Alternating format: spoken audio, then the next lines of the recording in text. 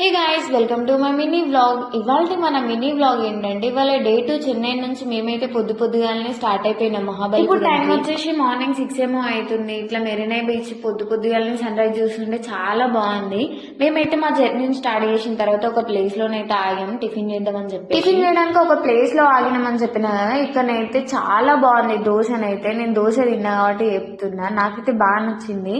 ఇక్కడ ఫేమస్ ఏంటంటే ఇడ్లీ సాంబార్ అంట, అదైతే ట్రై చేయలేదు బికాజ్ నాకైతే ఇడ్లీ నచ్చదు సరిగ్గా. నాకు దోశ ఇష్టం, అందుకని చెప్పి దోశ. అలా టిఫిన్ చేసి బయటికి రాగానే మాకైతే ఈ చెట్టు కనిపించింది. ఈ చెట్టు భలే ఉంది నిజంగా, దానికి ఉన్న ఫ్లవర్స్ కానీ దానికి ఒక ఫ్రూట్ కూడా ఉంది, అది ఏందో మాకు అర్థం కాలేదు అసలు. అలా టిఫిన్ చేసిన 2 hours కి అయితే మేమైతే మహాబలిపురం చేరుకున్నాం. చెన్నై నుంచి ఇక్కడికి 3 hours పడుతుందేమో నాకు తెలిసి, నాకు అంత ఐడియా కూడా లేదు.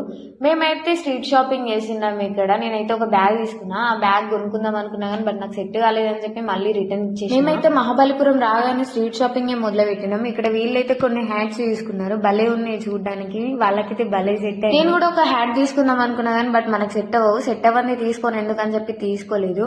అండ్ మేము నెక్స్ట్ ఎక్కడికి వెళ్ళినాం అనేది పార్ట్ 2 లో చూపిస్తా. అప్పటి వరకు అయితే వెయిట్ చేయని ఉంటాం. అలా బై బాయ్.